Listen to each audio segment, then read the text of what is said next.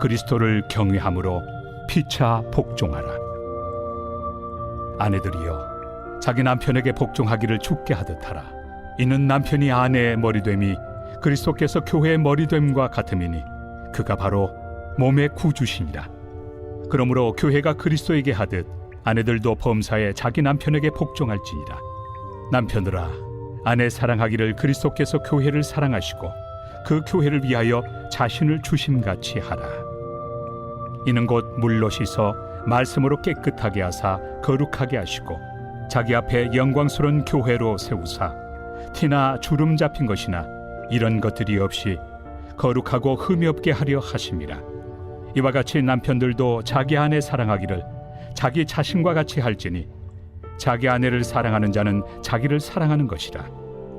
누구든지 언제나 자기 육체를 미워하지 않고 오직 양육하여 보호하기를 그리스도께서 교회에게 함과 같이 하나니 우리는 그 몸의 지체입니다. 그러므로 사람이 부모를 떠나 그의 아내와 합하여 그 둘이 한 육체가 될지니 이 비밀이 크도다. 나는 그리스도와 교회에 대하여 말하노라. 그러나 너희도 각각 자기의 아내 사랑하기를 자신같이 하고 아내도 자기 남편을 존경하라.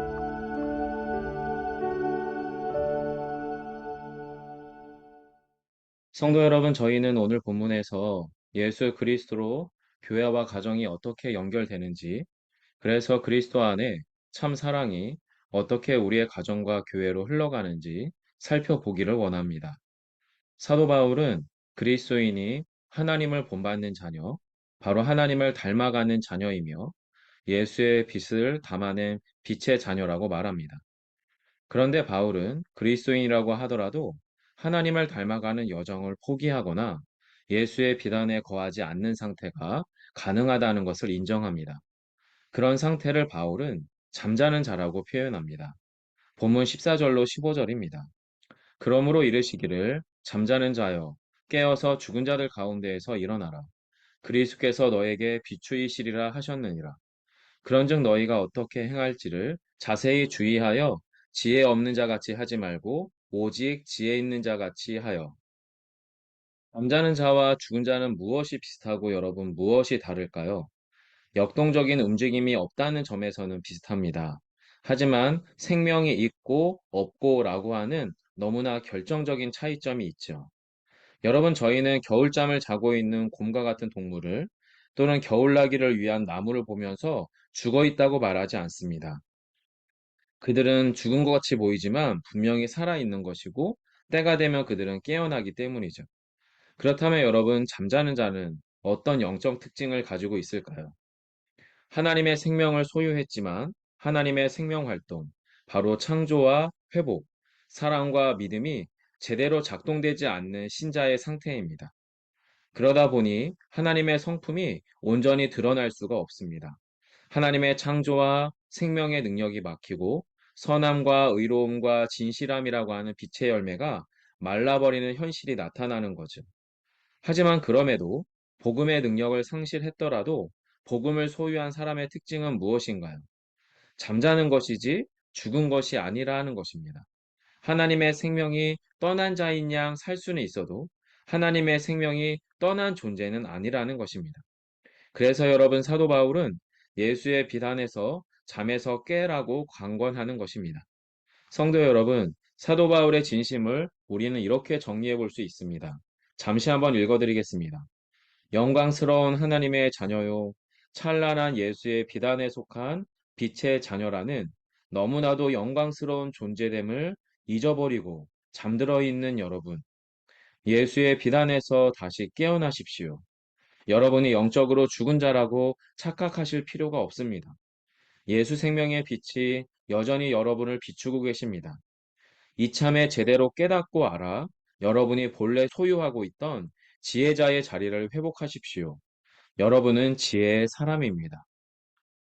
잠자는 상태는 여러분, 죽은 상태와 아무리 비슷해 보여도 완전히 다르다는 것을 기억하시길 바랍니다. 구원의 감격과 고백이 되살아날수록 본래 지혜 있는 자가 지혜 없는 자처럼 살아가는 것이 얼마나 비참하고 설렜픈 일인지 깨닫기를 원합니다. 여러분, 저 역시도 그런 것 같습니다. 과거 아내와 아이들에 대한 새로운 각성은 저의 존재에 대한 각성으로부터 시작된 것 같습니다.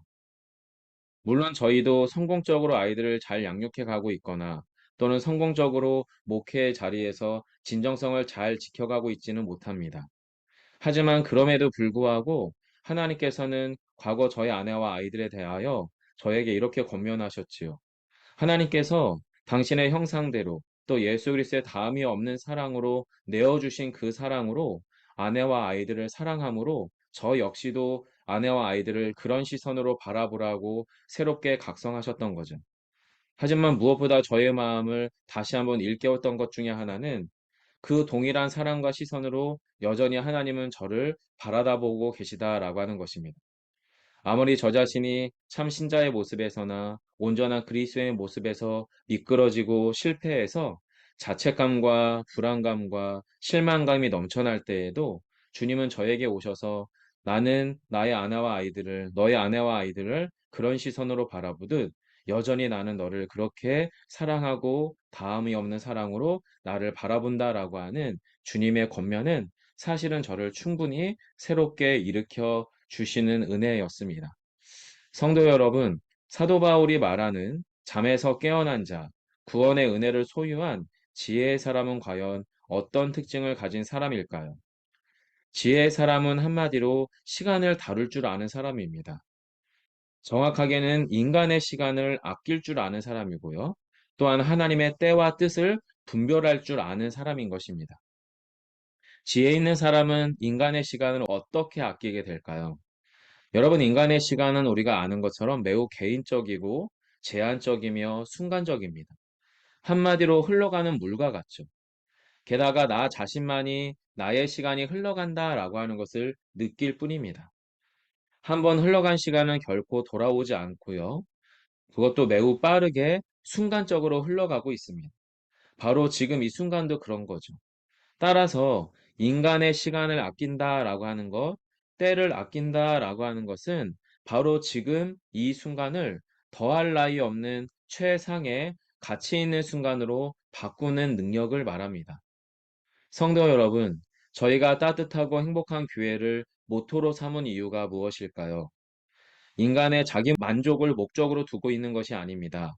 지금 현재 드리는 우리의 예배, 우리의 현재라고 하는 시간이 내 인생 최고의 순간이 되도록 만들어 보자라고 하는 목표입니다. 그래서 우리 안에 가장 완전하고 가장 충만한 사랑으로부터 흘러들어오는 따뜻함이 우리 안에 더함이 없는 행복감으로 더함이 없는 충만한 은혜로 가득 경험해 보자라고 하는 것이 우리 교회의 목표인 것이죠. 성도 여러분, 우리 안에서 시간에 대한 각성이 일어나고 또한 그 시간에 대한 가치 역전의 사고가 일어나기 시작하면 우리 내면에서는 어떤 일이 일어날까요? 인간의 시간인 순간의 시간이 하나님의 시간과 연결되기 시작을 합니다. 지극히 개인적이고 소비적으로 날아가는 인간의 시간이 하나님의 영혼으로 연결되는 하나님의 때, 뜻을 묻는 시간으로 확장이 일어나는 겁니다. 너무나도 위대한 순간이죠. 이 확장을 사도 바울은 본문 16절에서 18절까지에서 이렇게 묘사합니다. 여러분의 시간을 매 순간 최고의 순간으로 만드세요. 세월을 아끼세요. 왜냐하면 요즘 시대가 악하기 때문입니다. 더 이상 악하고 어리석은 세상 질서를 따르지 말고 여러분은 오직 주의 뜻이 무엇인지 분별하세요. 그리고 술 취하지 마세요. 세상 문화와 질서에 취하지 마세요. 오히려 성령 충만을 받으세요. 그렇다면 성도 여러분, 지혜로운 사람, 하나님을 닮아가는 하나님의 자녀, 빛의 자녀들이 인간의 순간이 영혼으로 이어지게 되는 최상의 선택, 최상의 순간은 무엇인가요? 사도 바울은 이것을 한마디로 공동체의 예배를 회복하라라고 말합니다. 그리고 하나님을 향한 존재의 감사를 회복하는 순간이라고 말하지요. 18절로 20절에서 이렇게 이야기합니다. 술이 아니라 성령의 충만함으로 시와 찬송, 신령한 노래로 교우들과 함께 예배하세요. 주님을 향한 여러분의 마음을 노래로 고백하세요. 그리고 예수의 이름으로 모든 일에 관하여 하나님을 향한 감사를 회복하세요. 사도 바울이 왜 공동체 예배와 하나님을 향한 감사의 고백을 인생의 가장 최상의 순간이라고 말하고 있을까요? 물론 초대교회의 특수성 때문이기도 합니다. 초대교회 때에는 여러분이 아시는 것처럼 또 특별히 사도 바울의 시대 때에는 예수를 믿는다는 이유 하나만으로도 죽음의 위기에 처할 수 있는 순교의 시대였기 때문에 그들에게 있어서 함께 모여 예배하며 하나님을 향한 감사의 고백을 드리는 시간은 인생에 있어서는 매우 극적이고 너무나도 충만한 은혜에 가득한 순간일 수 있겠지요. 하지만 그 외에도 여러분 이 본문의 맥락 가운데에서 저희는 이 두 가지를 함께 경험해 볼 수 있을 것 같습니다.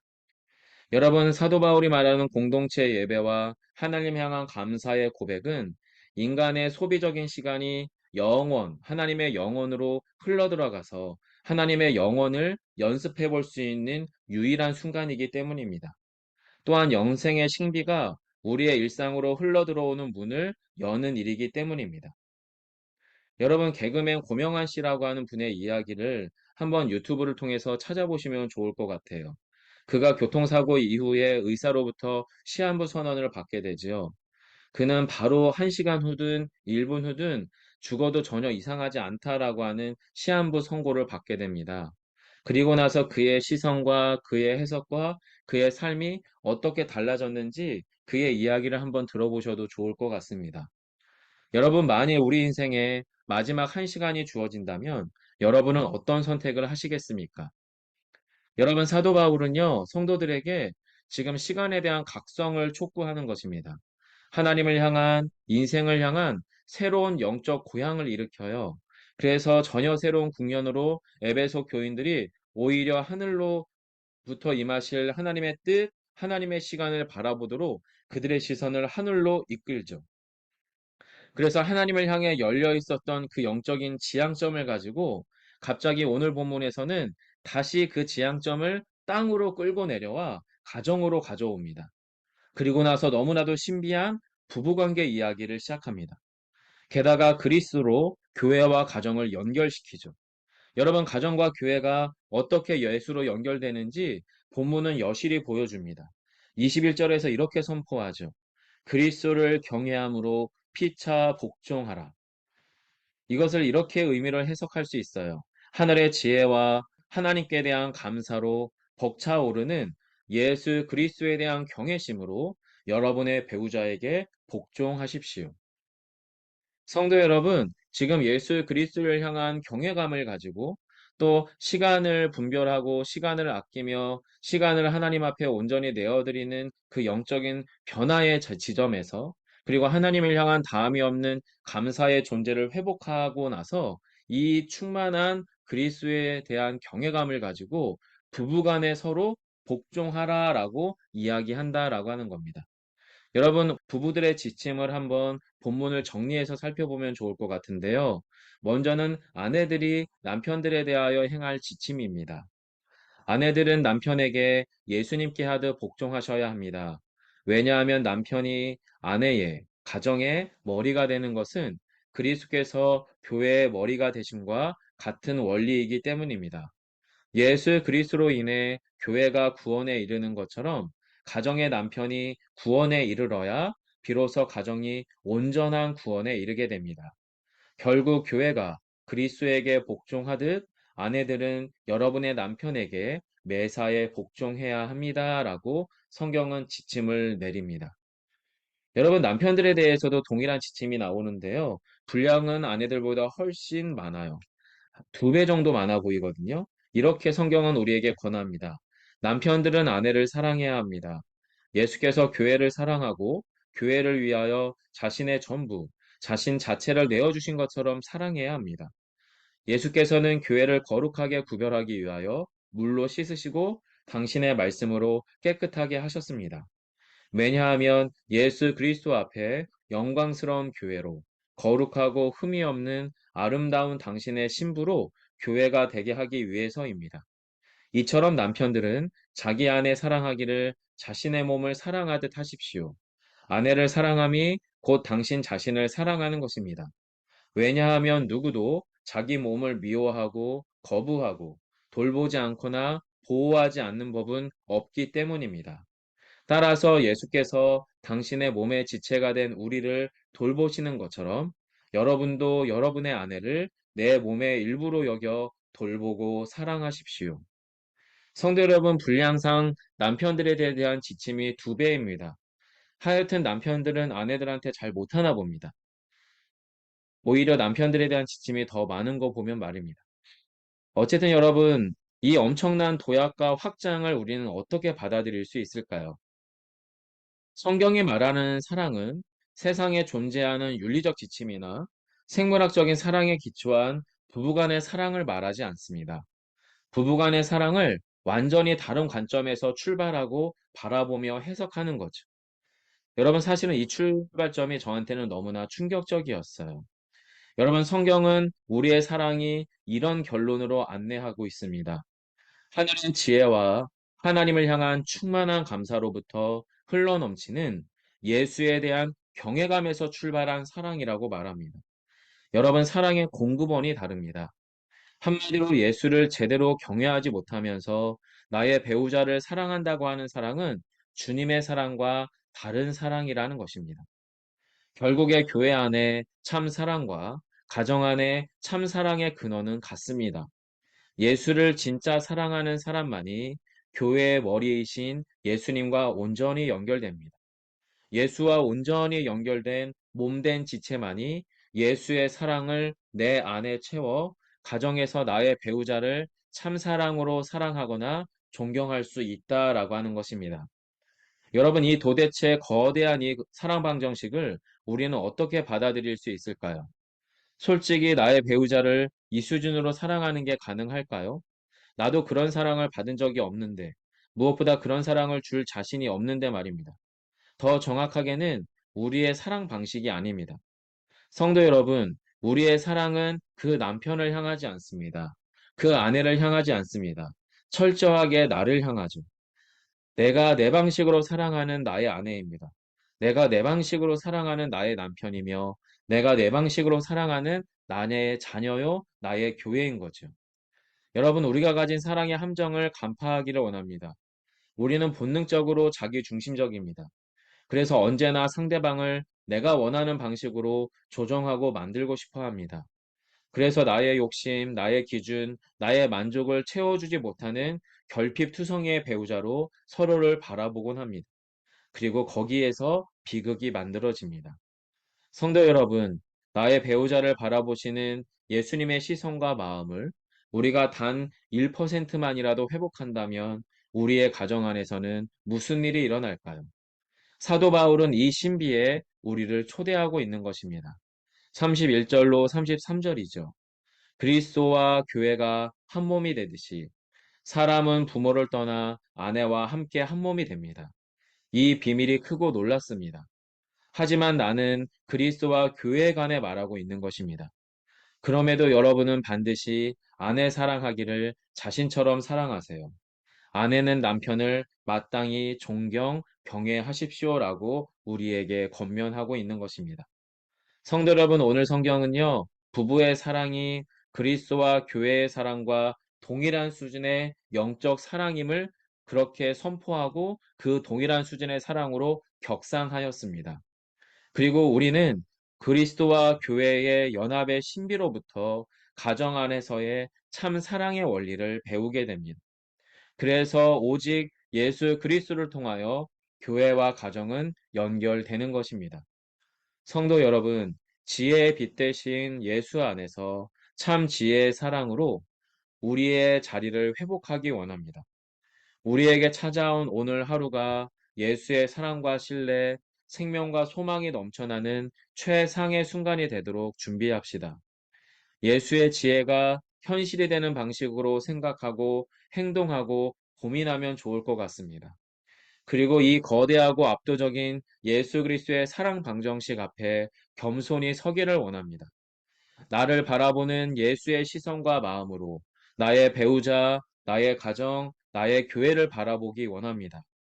시선의 또 판단의 행동의 주체를 주님으로 바꾸어야 합니다. 그래야만 우리가 살고 가정이 살고 교회가 삽니다.